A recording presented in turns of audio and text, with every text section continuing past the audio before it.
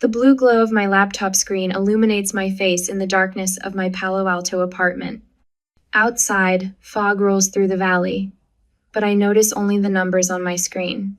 $11,682.72. 3 years of automatic payments to my parents, flowing like an underground river they never acknowledged. I take a sip of herbal tea, gone cold hours ago. The clock on my microwave reads 11:17 p.m. Too late for most people to be working, but my normal hours disappeared somewhere between startup funding rounds and proving myself worthy. My phone vibrates against the glass coffee table. Dad's name appears on the screen. Unusual. He typically communicates through Mom, maintaining plausible deniability about needing my help. Hello, I answer, keeping my voice neutral.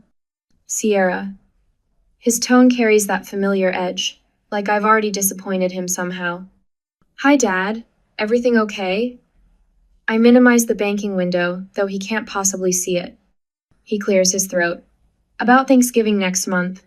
Your mother and I were thinking, maybe you shouldn't come this year. My fingers freeze over the keyboard. What? Jenna's boyfriend will be visiting. He's impressive, corporate, well-spoken. He pauses. Your job. It's hard to explain. The words hit like individual stones. I think of my corner office overlooking San Francisco Bay, the team of 37 people who report to me, the medical device that's currently saving lives in 17 countries. My job is hard to explain. I repeat, the words hollow. People ask questions. What you do, it doesn't sound. He trails off, searching for a word that won't sound cruel. Traditional. Traditional. Like Jenna's marketing career. Like the path they always wanted for me. I see. The apartment suddenly feels colder. Don't take it personally, he continues, his voice hardening. This dinner is important to your sister. We need to make a good impression. My throat tightens. And I don't make a good impression. For God's sake, Sierra, why do you always make everything so difficult? The familiar frustration rises in his voice, the one I've heard since childhood science fairs and debate tournaments.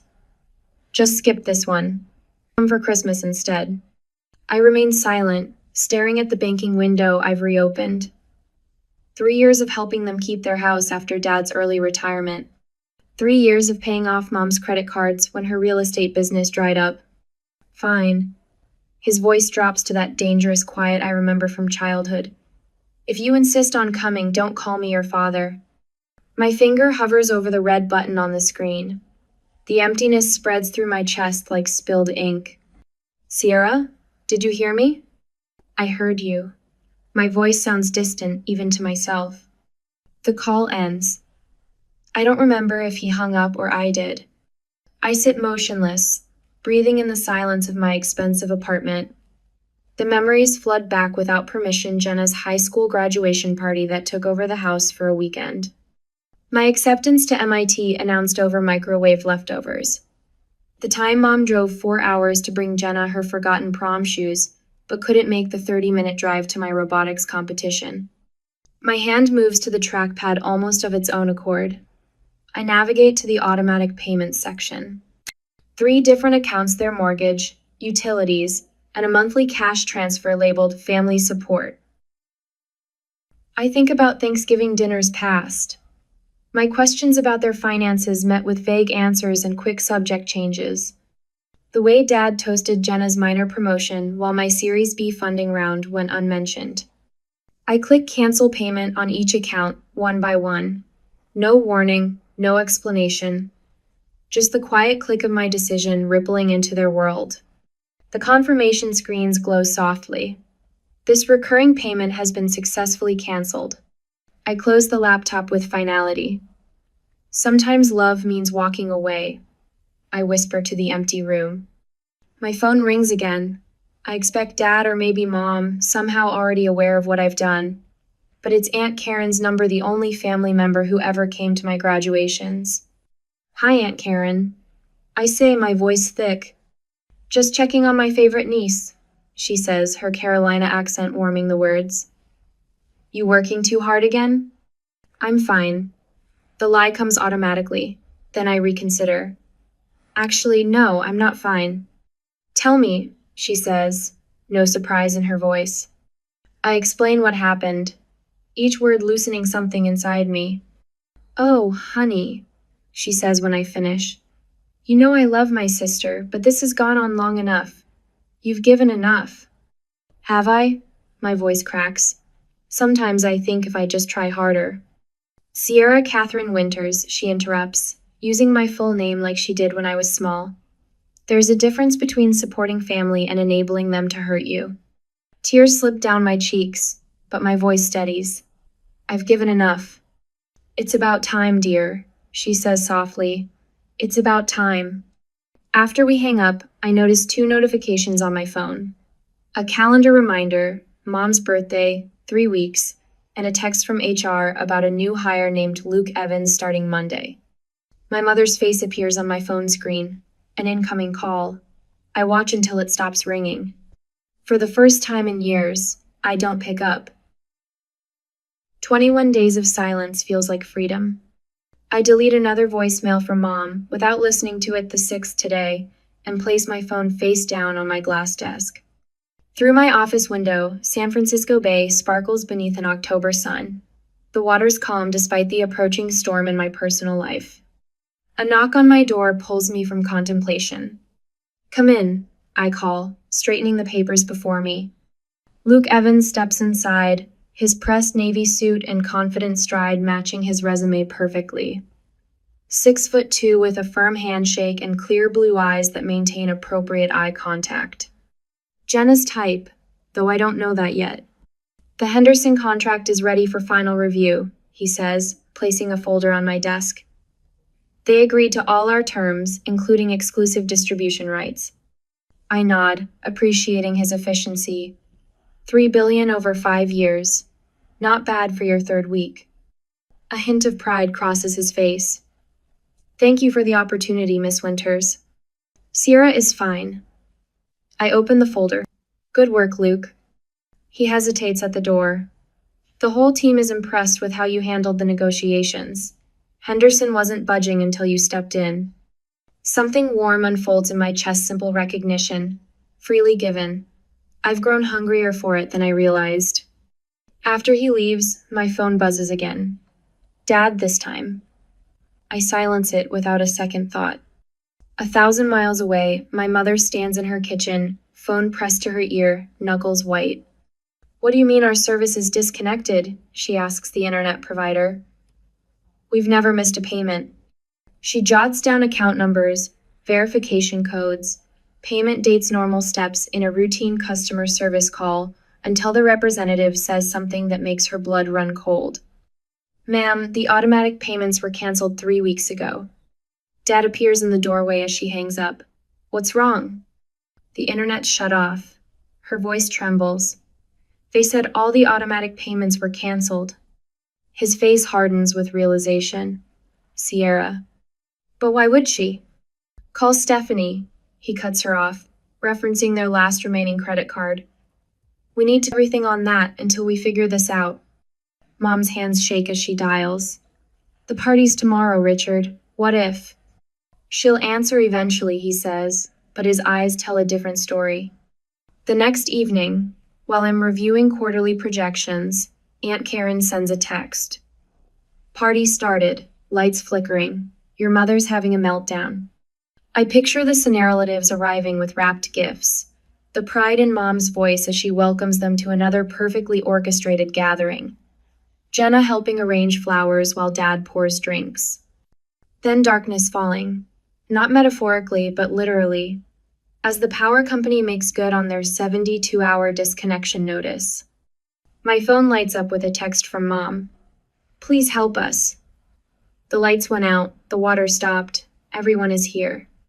I place the phone screen down and return to my spreadsheets. 20 minutes later, a notification appears on my computer. A company-wide email introduces Luke Evans to departments outside sales. I click his personnel file out of idle curiosity. Previous employer, Harrington Media. Position, Senior Account Executive. Reference: Jason Willis, VP Marketing. The name strikes me as familiar. I search my emails and find it a casual message from Jenna 6 months ago. Having dinner with Jason from work tonight. He's introducing me to someone perfect for me. Luke Evans isn't just some new hire. He's Jenna's boyfriend. The impressive, corporate, well-spoken man Dad didn't want me to embarrass. I closed the file without taking action. Luke's qualifications are impeccable. The fact that my family never bothered to learn what company I helped found Devin as they cashed my checks is not his problem. My phone rings. Aunt Karen's name lights up the screen. Hello? I answer, my voice steady. Hold on, sugar.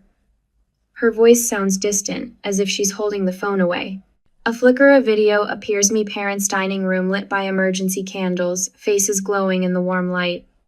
Mom flutters around, apologizing profusely. Dad stands rigid by the mantel, his jaw tight with humiliation. Jenna speaks animatedly to someone just out of frame, likely explaining away the embarrassment. Then the camera shifts, and I see Luke's face, illuminated by candlelight. Wait, he says, his expression changing as he notices Aunt Karen's phone. Is that Sierra? Aunt Karen brings the phone closer to her face. Yes, I'm talking to my niece. Do you know her? The room goes quiet. Conversations halt mid-sentence. Luke's confusion is visible even through the small screen. Miss Winters? From Metatronics? Yes, Aunt Karen says, her voice laced with mischief. Sierra Winters. The camera pans across stunned faces, landing finally on Dad, whose expression shifts from annoyance to disbelief. You work with Sierra? Mom asks, moving closer to the phone. Luke nods, his professional demeanor intact despite the awkward circumstances. I work at Metatronics. Sierra is one of the co-founders. I report directly to her. The silence spreads through the room like spilled wine, impossible to contain. Jenna's face appears in frame, horror and embarrassment battling for dominance. Dad clears his throat. Well, of course. Sierra's very accomplished. We're tremendously proud. His voice fades as the words fall flat against years of indifference. I end the call, set down my phone, and for the first time in 21 days, I smile. Sometimes revenge arrives in unexpected packages, wearing pressed Navy suits and carrying billion-dollar contracts. The email notification chimes at 6:17 a.m. I've been awake since 4, scrolling through quarterly reports instead of sleeping. Luke Evans' name appears in bold on my screen, sent 5 minutes ago. Subject: Last night. My thumb hovers over the delete button. I don't need drama spilling into my professional life, but curiosity wins. Sierra: I want to apologize for the awkward situation yesterday. When I accepted this position, I had no idea you were Jenna's sister. She never mentioned your name or your connection to Metatronics during our relationship. To be absolutely clear, I've decided to end things with Jenna. This decision has nothing to do with your position as my supervisor and everything to do with her behavior toward both you and others at the party.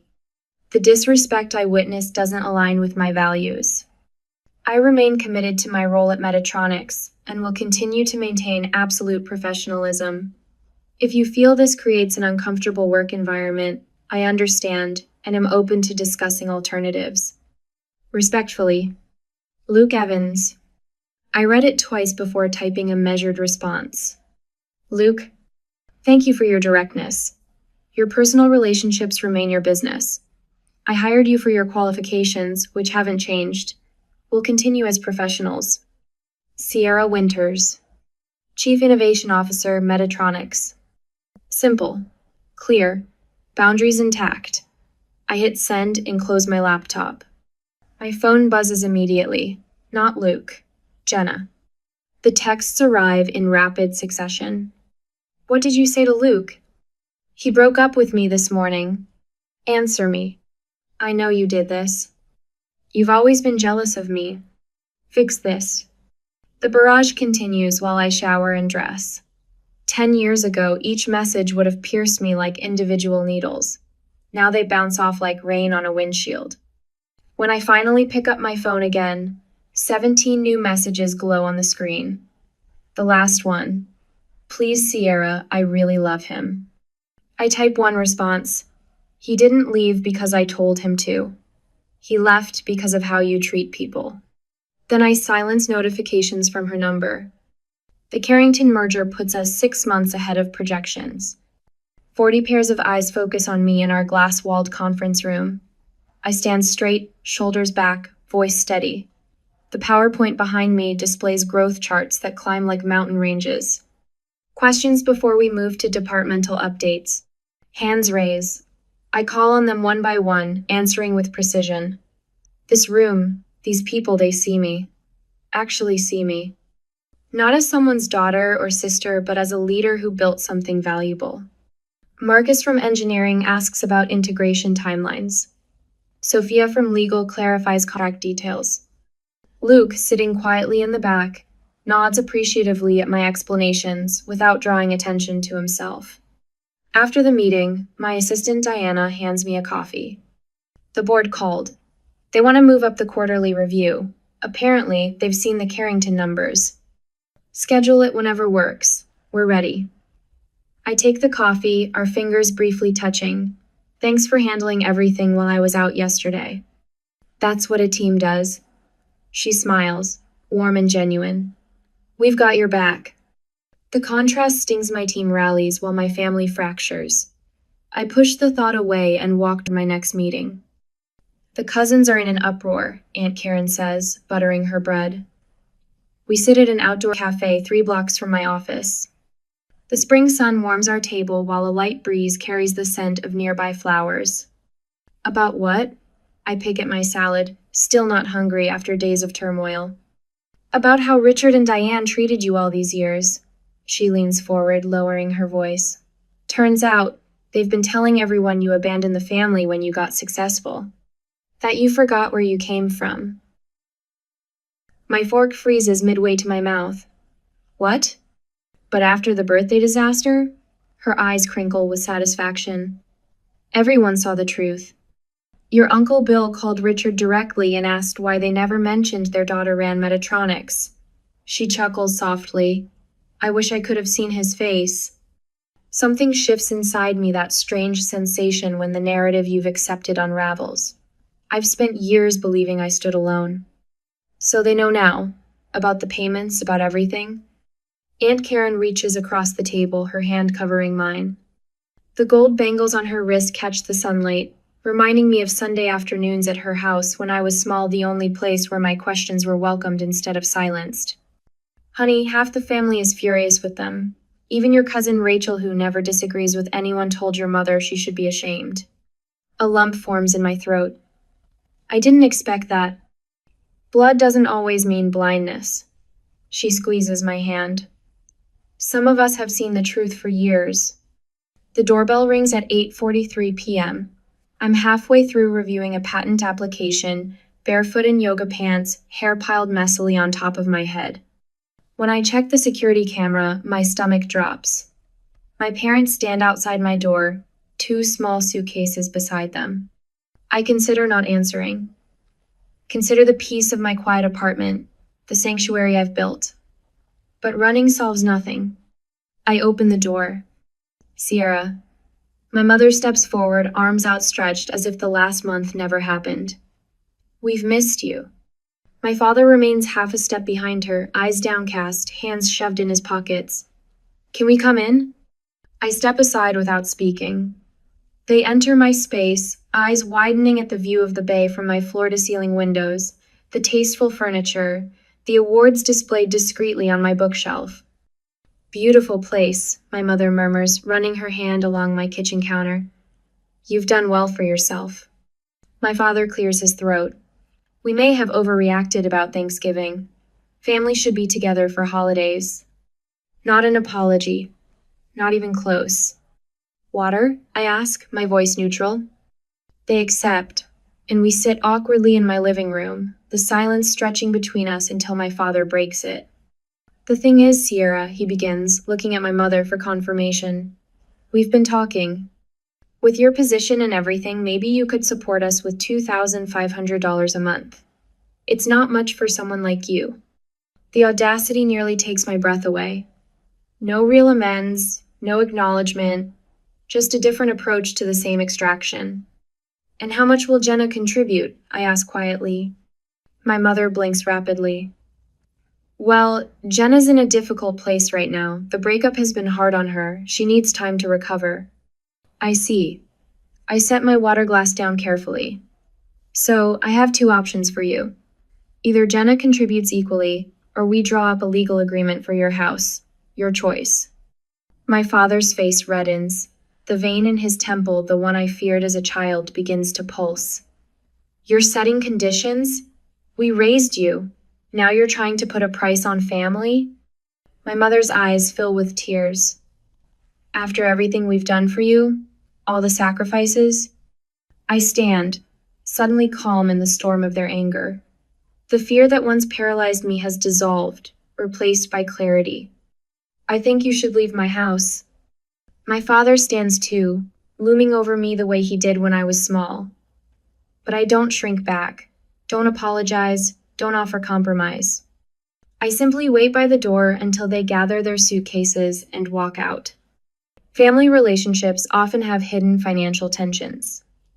But some bonds, I'm learning, are too toxic to maintain at any price. The afternoon sun splashes through floor-to-ceiling windows, bathing our expanded conference room in golden light. 52 employees, nearly double our team from 6 months ago, sit attentively as I outline Medtronic's expansion into European markets. Our cardiac monitoring system has received EU approval. I announce, watching satisfaction spread across faces that have become my second family. By this time next quarter, we'll be saving lives in 17 additional countries. Applause ripples through the room. I take a slow breath, steadying myself against the wall of windows overlooking San Francisco Bay. The water sparkles below, constant and changing all at once, much like the woman I've become. Dr. Sanchez, our head of research, raises her hand. Will this affect the timeline for the pediatric adaptation? No. My voice carries easily now, confidence filling its edges. Luke's team has accelerated development. In fact, I nod toward him in the second row. The board approved his promotion to Director of Product Development yesterday. Luke offers a small, professional nod. His engagement with Jenna feels like ancient history now, buried beneath 6 months of exemplary work. I've never mentioned our family connection at the office. Some boundaries remain sacred. Back in my office, I swipe away 3 new voicemails without listening. Mom's desperate pleas have evolved over months, first demanding, then bargaining, now almost pitifully cheerful as she pretends nothing happened. Dad sent an email last week about family misunderstandings that have gone on too long. Jenna texts weekly about needing business advice, transparent code for access to my connections. My assistant Sarah appears in the doorway.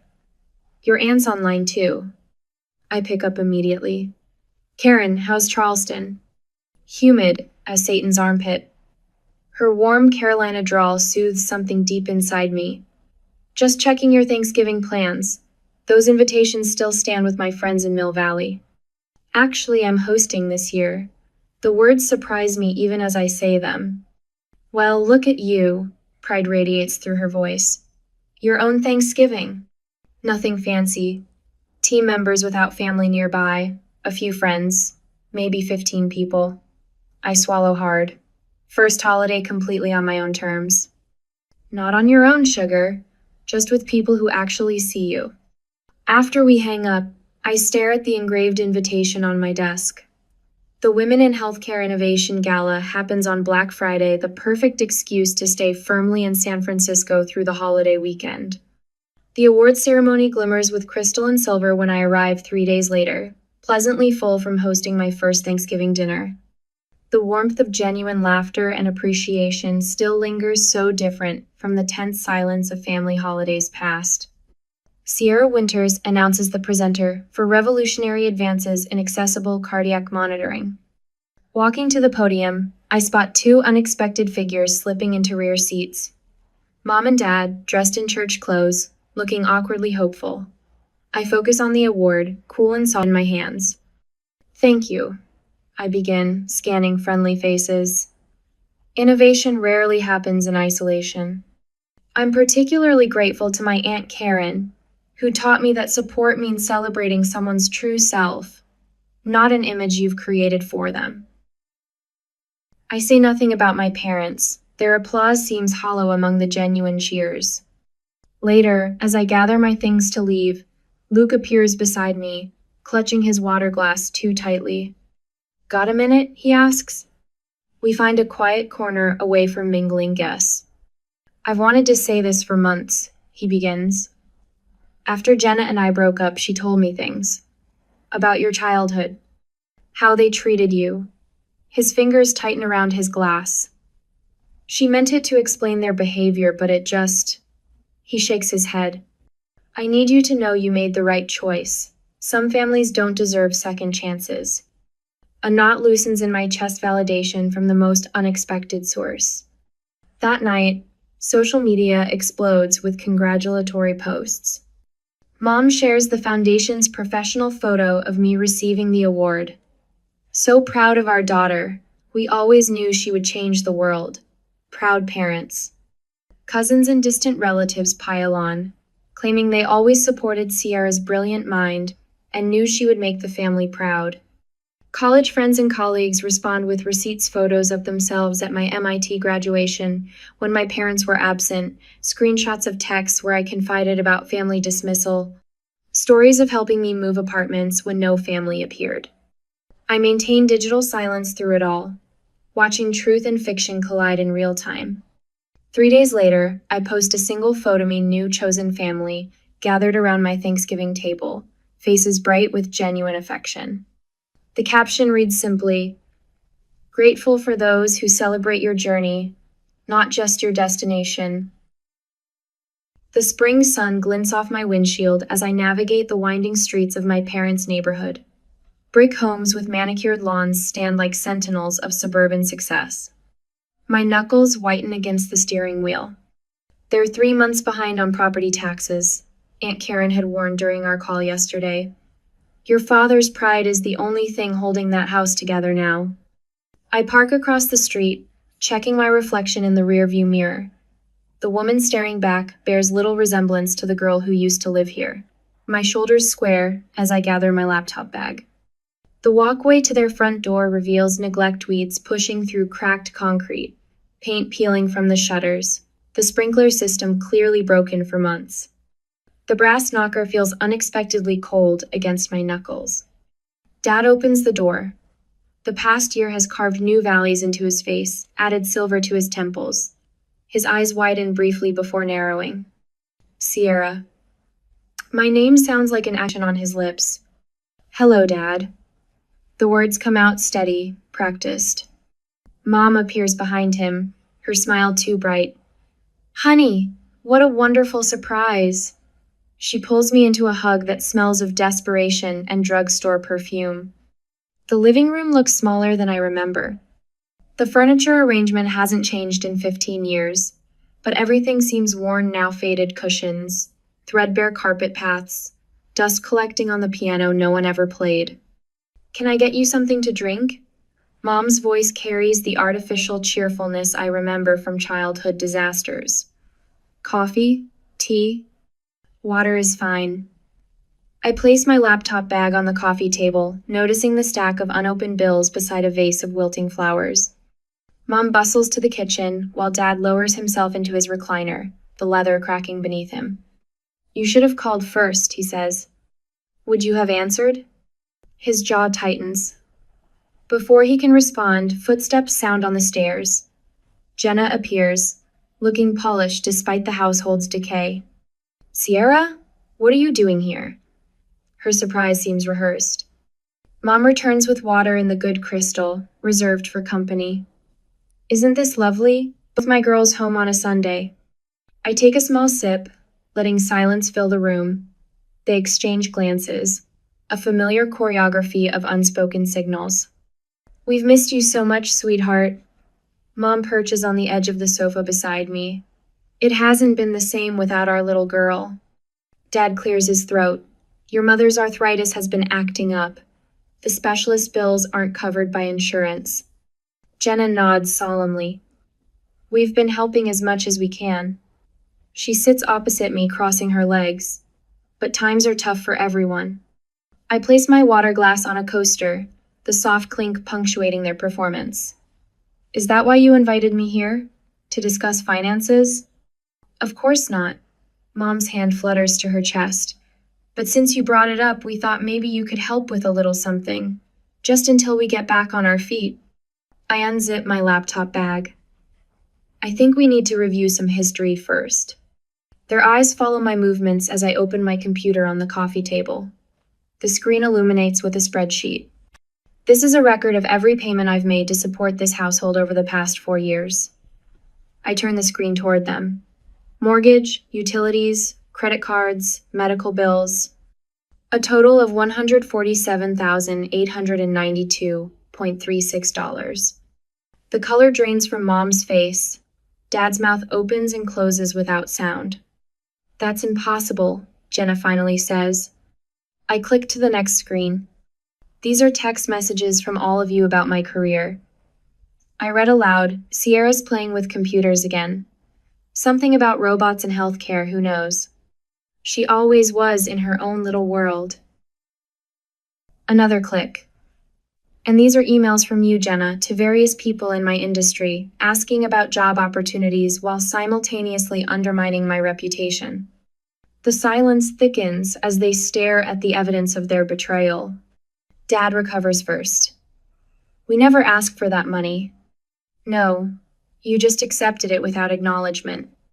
Mom's tears start flowing, not the manipulative ones I've seen before, but genuine shock. We didn't know. That's the problem. I close my laptop. You never bothered to know anything about me. Jenna stands abruptly. This is ridiculous.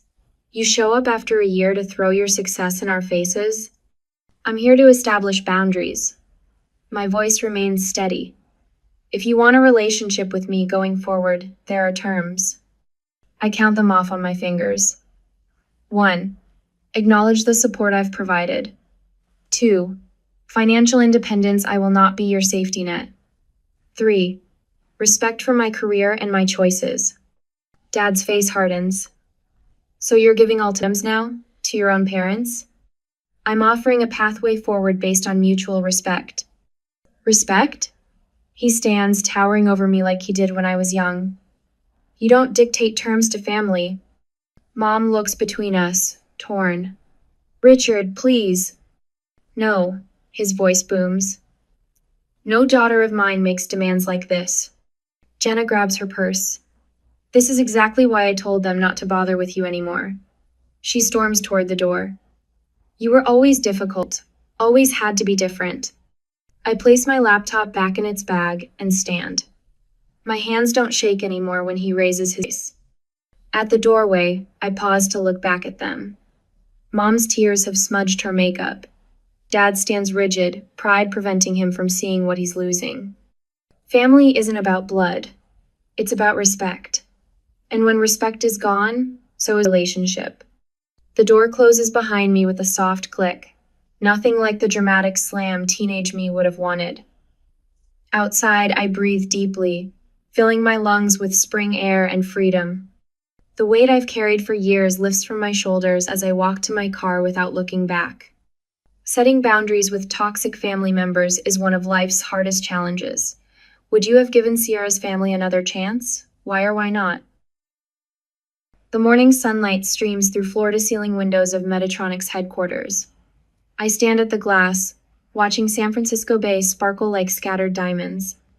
Behind me hangs the wall I've nicknamed Vindication, in my private Thought 16 framed awards, 3 magazine covers, and the patent certificate for our cardiac monitoring system, now used in 32 countries. Miss Winters? My assistant Sarah appears in the doorway. The mentorship group is ready in conference room B. I nod, collecting my tablet. Have the scholarship applications arrived? Just this morning, 43 applicants this round. I smile. Good. In the conference room, 12 young women rise as I enter. Their eyes shine with a familiar hunger. I recognize the need to prove themselves in a world that underestimates them. Ladies, I begin, success isn't just about technical brilliance. It's about surviving the people who will tell you that you don't belong. 2 hours later, I sit across from Dr. Levine, picking at a loose thread on the office couch. After 2 years of therapy, the furniture feels less intimidating, but the conversations never get easier. You mentioned dreams about your father again, she says. The same one. He's standing at Thanksgiving dinner carving the turkey, and I'm invisible, literally transparent. And your mother? I swallow hard. She looks right through passing Jenna the gravy. Dr. Levine leans forward. What does Sierra need that invisible girl didn't get?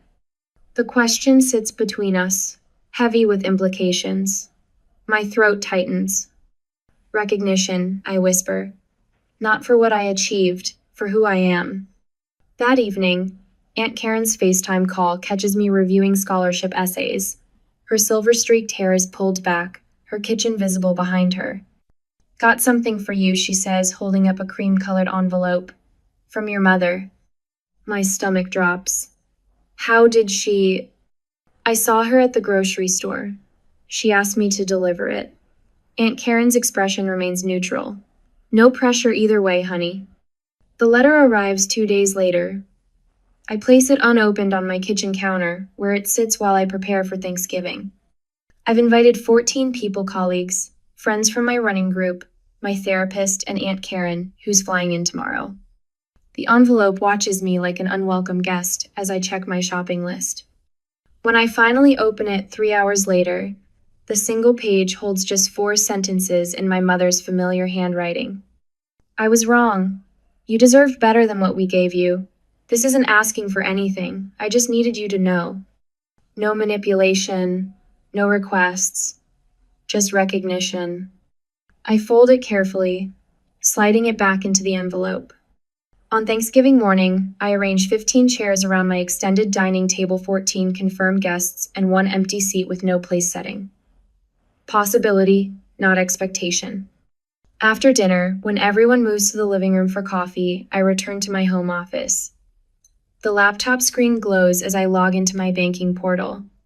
The automated payments section shows 5 monthly transfers each, supporting a scholarship for young women from unsupportive families. My phone buzzes with a text. I'm proud of you. My mother's number. 2 years of silence broken with 5 simple words. My fingers hover over the screen. The old Sierra would have ignored it, or worse, lashed out with accumulated hurt. But that Sierra had nothing to prove anymore. I type 2 words. Thank you. Later, after everyone has gone, I walk through my quiet apartment. On my desk sits a framed dollar bill, the first revenue Metatronics ever earned. I trace the glass with my fingertip. For years, I thought being a good daughter meant being endlessly giving. But now I know love that demands sacrifice without gratitude isn't love. It's manipulation. I close my laptop and turn toward tomorrow.